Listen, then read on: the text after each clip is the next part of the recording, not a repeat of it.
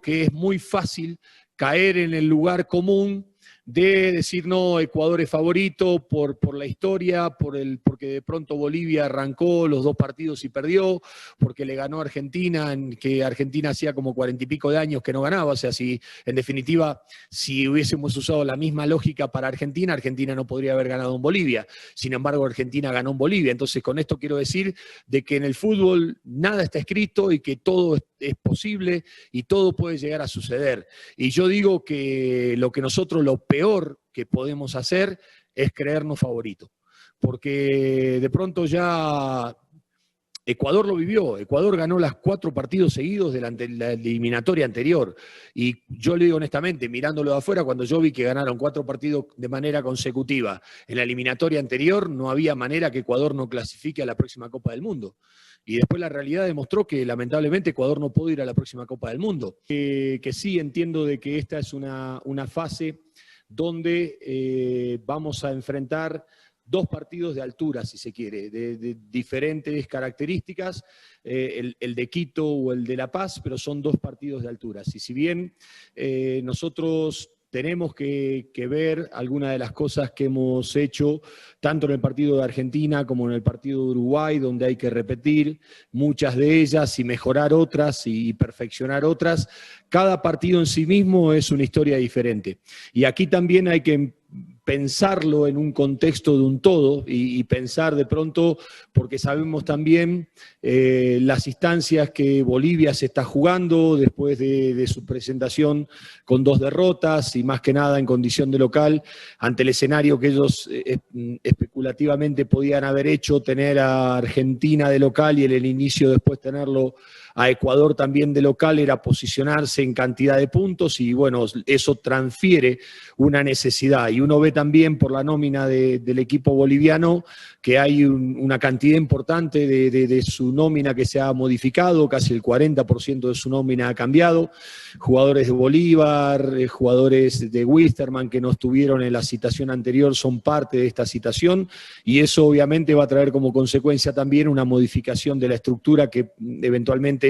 pueda llegar a tener Bolivia y el tipo de partido que Bolivia pueda llegar a querer plantear contra Ecuador. En la citación anterior, cuando ellos se fueron, que los felicité por el partido de Uruguay, yo les dije que los felicitaba por lo que habían hecho y que yo quería que ahora vuelvan a sus clubes y que brillen en sus clubes, porque yo quiero que las cosas me las hagan difíciles, que en el momento que uno tiene que citar a un determinado jugador, uno de pronto tenga una cantidad de jugadores que le hacen al entrenador difícil la elección. Entonces, ahí es donde yo les pido a los jugadores que traten de esforzarse al máximo para tratar de ser parte y tener continuidad en sus clubes. Pusimos énfasis en las cosas que yo le pido al equipo. Las distancias cortas, un equipo corto, lo que vimos en el partido contra Argentina, lo que vimos en el partido contra Uruguay, distancias cortas, una defensa adelantada, un equipo que trate de presionar, algunas cuestiones básicas que entiendo que son importantes tanto en defensa como en ataque para el partido de Bolivia, por hábitos que de pronto puede tener Bolivia, por cosas que nosotros tenemos que tener en cuenta y que van a ser importantes para ese partido, porque si bien la pelota vuela de una determinada manera acá, vuela de otra manera distinta en La Paz, entonces trabajar también esos aspectos por cosas que tenemos que trabajar nosotros y por cosas que hábitos que tienen ellos, y vamos poniendo énfasis en algunas cosas. Por eso en el armado de un equipo o de la estrategia de este partido también están los perfiles de jugadores que están habituados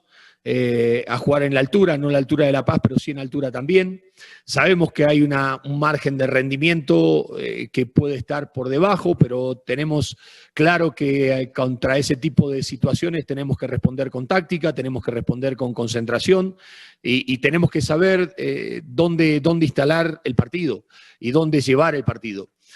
Jugar con la necesidad y la ansiedad y saber también que el partido va a tener un contexto anímico especial. que no va a ser un partido más y que se va a jugar con una intensidad y con una vehemencia de disputa que nos tiene que tener preparados y tenemos que estar preparados para ese tipo de combate que vamos a tener. Entonces va a ser un partido donde va a haber mucha disputa en la mitad de la cancha, va a haber mucha vehemencia en determinados sectores y ahí es donde tenemos que estar muy concentrados y muy atentos para mantenernos firmes cuando nos quieran proponer ese tipo de partido.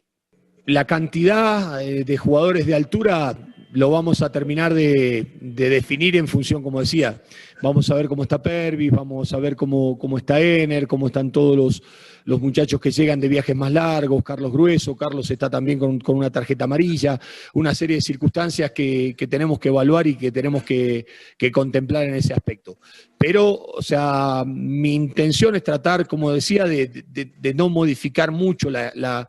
estructura del equipo, porque después también hay jugadores que tienen condiciones aeróbicas que son muy buenas, que más allá o que tienen memoria fisiológica de altura y que a lo mejor saben qué cosas son relevantes para trabajar en la altura. Y hay condiciones que los hacen de una prestación física muy buena que los hace rendir más allá de que no estén jugando habitualmente en la altura. Por eso cada cuestión se analiza en particular.